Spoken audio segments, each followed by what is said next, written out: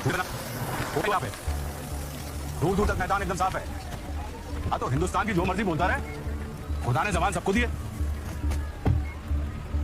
अगर हमने भी ये मान लिया कि कोई हमला हुआ ही नहीं तो हिंदुस्तानियों के हौसले तो और भी बढ़ जाएंगे। सच और झूठ मुकम्मल नहीं होते हैं, उन्हें मुकम्मल बनाना है। The Pulwama attack has been avenged, ladies and gentlemen.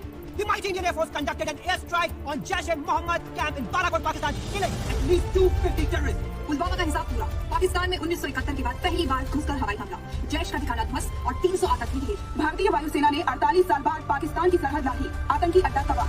Bharat अपने मीडिया के जरिए क्लेम कर रहा है 23 मिनट 3 स्ट्राइक 350 टेररिस्ट एलिमिनेटेड 321 से 344 AM। इस दौरान उनका क्लेम है 3 स्ट्राइक करी उन्होंने मारे। अल्लाह ताला की जात बड़ी बात नहीं करनी चाहिए, लेकिन आए 23 मिनट रह के दिखाएं पाकिस्तान। न्यूज और मीडिया पोर्टल्स के जरिए वो स्टोरीज और मीम्स फ्लड कर रहे हैं, क्लेम कर रहे हैं कि इंडियन अटैक में सिर्फ कुछ पेड़ गिरे और कुछ कौवे मरे। उनकी बात को बिलीव कौन करेगा? Well the internet believes them sir. कहते हैं ना कि जब जंगल में बाढ़ आती है तो बंदर खुद अपने बच्चे को खा जाता है। एग्जैक्टली, वो अपने सिटीजंस की मौत को ब्लेटेंटली डिनाई कर रहे हैं। और पाकिस्तान दावा कर रहा है कि वो किसी भी फॉरेन जर्नलिस्ट को ऑन स्पॉट ले जाएंगे, लेकिन फिर लास्ट मिनट सिक्योरिटी प्रोटोकॉल का एक्सक्यूज देके कैंसिल कर देते हैं। They're clearly lying, and so we have to aggressively counter them. Mister Datta, हमें कुछ करना होगा। मिस्टर पटेल, हम उनके मीडिया नैरेटिव को काउंटर कर रहे हैं, but I want us all to be warned. We have to be ready for a physical retaliation from them.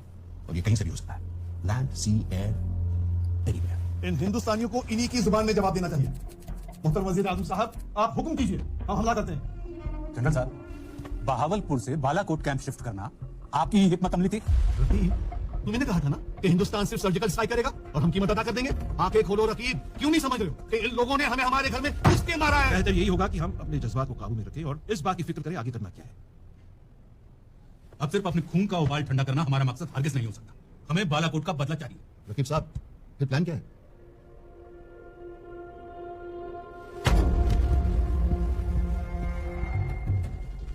LOC से लगे हुए ये 8 टारगेट हैं और ये सभी highly sensitive Indian army bases और हेडक्वार्टर।